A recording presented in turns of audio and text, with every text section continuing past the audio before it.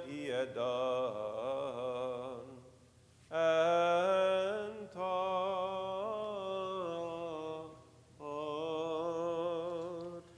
Glory to you,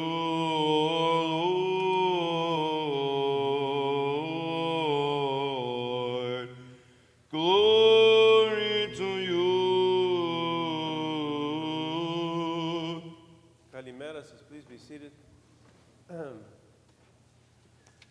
I was reading the gospel today, and it occurred to me, it reminded me of a story. If you've ever read C.S. Lewis, some of you have read C.S. Lewis, you might have read it. He has a book called The Great Divorce. Have you read that book? It's a very good book. In fact, I think we have to suggest that to the book club. It's a very good book. Anyway, in the story, it's a parable of sorts. There's the event, or the center of the story, is there is an opportunity to leave hell. And a bus goes every day to hell and takes whoever wants to leave and takes them up to heaven. And the premise of the story, of course, is preposterous, but it's told for a reason. And so, getting to heaven, those people there who had been in hell have a chance to kind of join heaven, if they would like. And you start to find out how difficult it is for someone to leave behind what is evil and dark, and even when blessed with the opportunity to go to heaven, refuse it. And one of the stories, of course, that is told is about a man who is a priest, or a pastor, I guess, of a church, and who is also a very noted theologian, who finds himself in hell.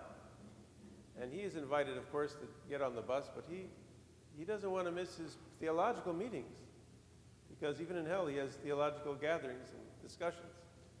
And you would say, what in the world in hell can you discuss about theology? But obviously nothing of the truth, but all kinds of speculations and hesitations.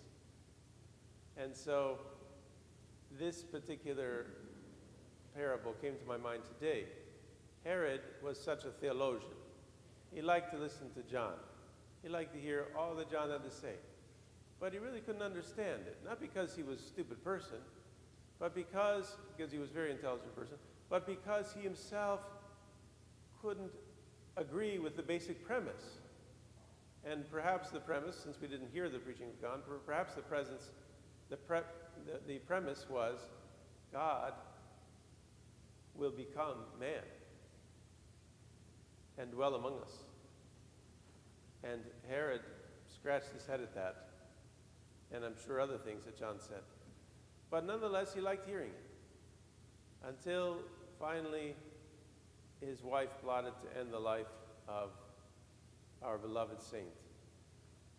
Now, I bring this story to your attention because I think it's important for us who are interested in our faith and want to know more about it, to be careful not just to do a lot of reading about the faith, learning about the saints, and not putting into practice those things that they did.